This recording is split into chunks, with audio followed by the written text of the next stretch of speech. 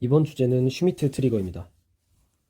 이건 히스테리시스 특성을 갖는 비교기인데, 들어오는 입력 대비 출력을 어떻게 낼지에 대한 기준을 여기 5V, 0V 입력이 들어왔을 때 요쯤 4V를 넘으면 하이, 1V보다 낮으면 로우라고 봤을 때 이 가운데 전압에 대해서 어떻게 정의를 내려야 될지, 또 이럴 때 값이면 당연히 불안정한 값이 출력되고, 그렇기 때문에 이럴 때 슈미트 트리거를 사용합니다.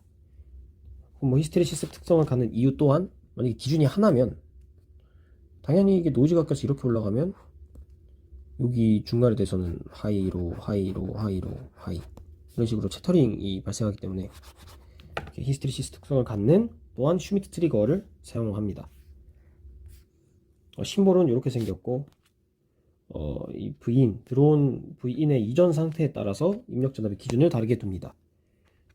그래서 만약에 논리값이 이제 0에서 커질 때 얘를 4V라 보고 얘를 1V라 봤을 때 전압이 이렇게 떨어진다면 4, 1 올라갈 때는 이때 하이를 치게 되고, 내려갈 때는 4가 아닌 1에서 로우를 치게 됩니다. 그래서 이런 대표적인 히스테리시스 특성의 그래프를 볼 수 있습니다. 슈미트 트리거의 회로는 다음과 같습니다. 두 개의 PMOS, 두 개의 NMOS, 그리고 가운데 그라운드와 연결된 PMOS, 그리고 DBCC에 연결된 NMOS. 결론부터 말씀드리면 M5와 M6가 M3와 M2를 턴온 시키지 못해서 인풋이 이렇게 올라가더라도 어느 정도까지 올라가기 전까지는 이 친구 둘을 턴온 시키지 못하기 때문에 나중에 얘들이 턴온되고 나서야 아웃풋이 나타나는 그 히스테리시스 특성을 만들어내게 됩니다. 먼저 인풋이 로우일 때의 상황에 대해서 전체 회로를 해석해보면, 로우 인풋이 들어간다면 당연히 M4와 M3는 풀리 턴온을 하고 이 친구들은 오프를 하게 됩니다. 당연히 여기 노드를 이제 A라고 하겠습니다. 이라고 했을 때 다 하이 그리고 하이 올라가면서 M6는 오프, 올라가면서 당연히 인버팅 동작돼서 로우가 아웃풋이 나타나게 되고, M5 같은 경우는 사실 얘를 떼와서 보면 지금 M5의 게이트가 하이로 갔죠. 다시 말해서 하이 VCC 인 상태에서 M1과 M2 또한 여기 VCC에 다 물려있는 형태죠. 0V 이런 상태이기 때문에 여기가 지금 다이오드입니다. 근데 이 친구가 따라 올라간다 해서 하이로, 어느 순간 이 친구는 컷오프가 되겠죠. 그럼 그때 이 전압은 어떻게 될까요? 이 친구는 하이로 갈까요? 아닙니다. 하이로 0V에서 하이로 올라가다가 이 다이오드가 컷오프 될 때의 전압 정도를 남겨두고 멈출 겁니다.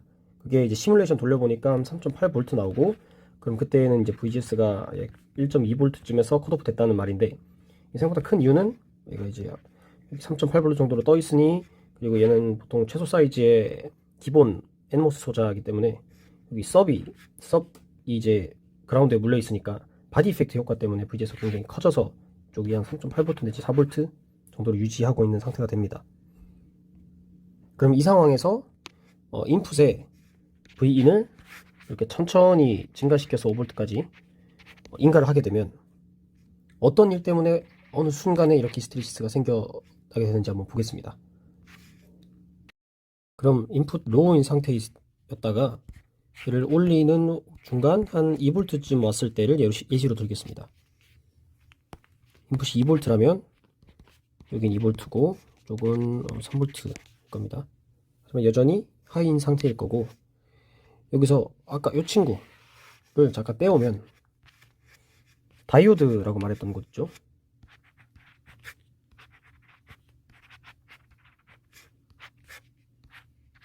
VDD 5V,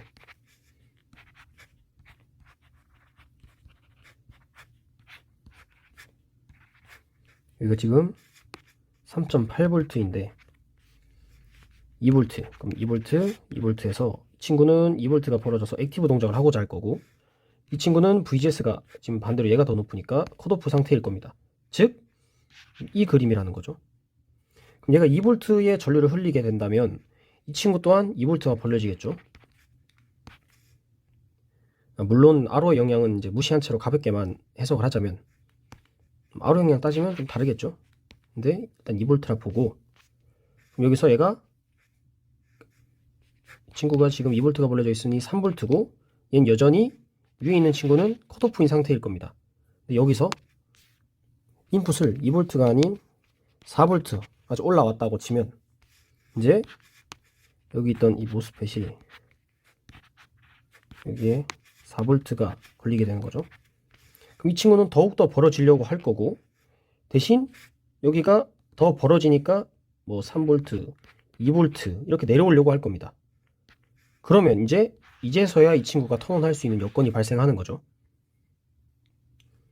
그러면 이제 M2가 턴온되니 이 5V에 있던 노드를 내려줄 수가 있는 겁니다. 풀다운 전류가 생기는 거죠.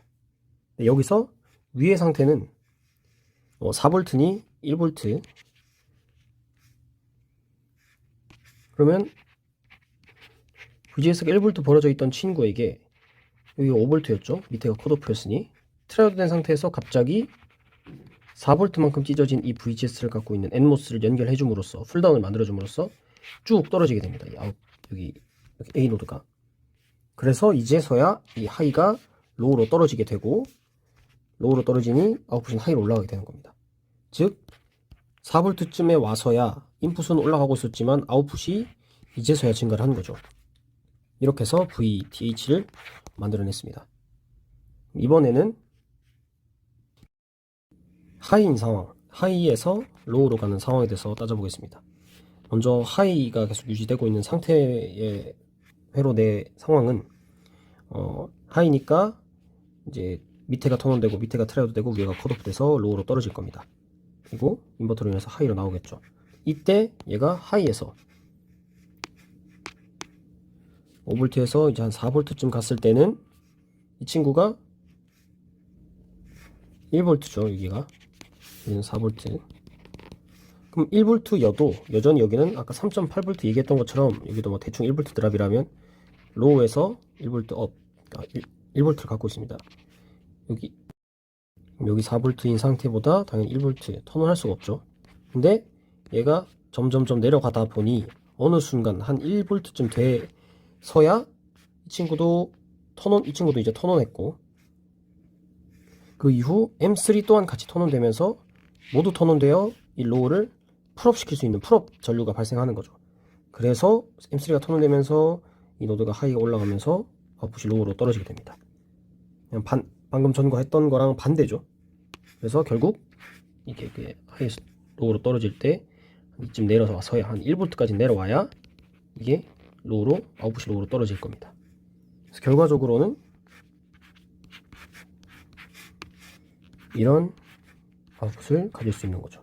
낮은 데서 내려오고 높은 데서 올라가는 히스테리시스 루프를 만들 수 있습니다. 가벼운 예를 하나 잠깐 들자면 우리가 딜레이를 만들고 싶을 때 뭐 데드타임 제너레이터나 등등 아무튼 딜레이를 만들고자 할 때 입력에 클럭 이렇게 들어갈 때 이 아웃풋에서 이 히스테리시스가 이제 딜레이를 만들어냅니다. 요 중간에 있는 요 친구는 인버터 그대로 인버터인데 요 가운데다가 저항과 캡을 추가해가지고 얘가 충전할 때는 여기 R1이고 R2면 R1 충전, 그리고 방전할 때는 R2C 방전. 시상수가 R1C와 R2C 두 개가 있는데, 그래서 요 저항 조절하면 시상수도 이제 조절할 수 있는 거죠. 그래서 이걸 잠깐 그리면 클럭 이렇게 인풋 들어가면 여기 노드 A 노드는 이렇게 RC 충전과 RC 방전을 하겠죠. 근데 그럼 여기 아웃풋은 어느 일정까지 올라와야 업, 일정까지 떨어져야 다운, 업, 다운. 즉 여기서 이제 딜레이를 만든 겁니다. 기존 펄스에서 기존 펄스보다 조금 더 밀려난 펄스, 이렇게 좀 밀려난 이렇게 가볍게 예를 들어봤습니다. 앞서 설명드린 슈미트 트리거 말고도 이런 형태의 슈미트 트리거도 있습니다. 그래서 요거 동작 원리만 가볍게 설명하겠습니다. 이렇게 인버터, 그리고 여기도 인버터, 이 친구도 인버터. 얘를 다르게 보면 사실상 이 친구랑 같은 회로입니다. 그럼 얘가 어떻게 앞서 설명드린 것처럼 히스테리시스를 갖냐? 만약에 여기를 딱 잘라서 인버터 부분만 잠깐 해석을 한다면 우리는 여기 인풋에 이렇게 하이가 들어갈 때 이 아웃은 이렇게 하이가 들어갈 때 아웃풋은 이렇게 떨어짐을 알고 있습니다. 사이즈 3대1로 하면 여기 한 2.5에서 이렇게 전환이 되겠죠. 이 전환되는 기울기는 이 두 TR의 RO에 의해서 결정되는 거고요. 개인에 의해서 결정되는 거고요. 근데 만약에 이 친구가 점점 올라가서 한 이쯤 올라갈 때 여기 VGS는 점점 더 증가하고 있는 추세고 여기 VGS는 점점 작아지는 추세죠. 그러면 밑에 친구는 점점 더 많은 전류를 흘리고자 하는 애고 위에는 점점 더 작은 전류를 흘리고자 하는 친구죠. 그럼 얘는 더 많은 전류를 흘리고자 하는데 못 흘리니까 트라이어도 된다. 그래서 VDSID 커브에서 이렇게 들어오는 거죠. 여기서 노는 거죠. 근데 만약에 우리가 여기서 이렇게 풀업 저항을 달아주네요. 여기 5V VDD에 달려있는 이 풀업 저항을 달아주면 두 가지로 말할 수 있겠죠. 흘리고 싶은 전류를 못 흘린 애를 이쪽으로 패스를 만들어줘서 이쪽으로 흘릴 수 있게 만들어준 거죠. 혹은 다르게 말해서 여기 노드 전압으로 풀업 저항을 달았으니 풀업 전류가 들어오니 어떤 노드로 전류가 들어온다? 전압이 증가한다. 다시 말해서 기존 인버터보다는 상대적으로 전압이 더 늦게 떨어짐을 알 수 있습니다. 혹은 이제 먼저 말씀드리면 얘는 RDS-on, 트라이어드 된 TR에서 보이는 RDS-on인데 RO에 비해 상대적으로 작죠? 그러면 여기서 바라본 아웃풋 저항이 당연히 RO 병렬 RO였던 애가 병렬 RDS-on 되면서 거의 RDS-on으로 보이는 거죠. 이게 작아지니까. 기울기가 굉장히 눕는다고 봐도 되겠죠. 여기 기울기가 이렇게 눕는다. 그러면 이 기울기가 뒤로 밀려날 거고 원래는 이렇게 떨어져야 될 애가 이렇게 밀려날 거고 혹은 반대로 온에서 턴오프를 할 때는 만약에 우리가 여기 또 풀 다운 저항을 또 달아줘 버리면 상대적으로 꺼지는 게 밀리는 거죠. 이거를 그래프를 그리면서 설명드리겠습니다.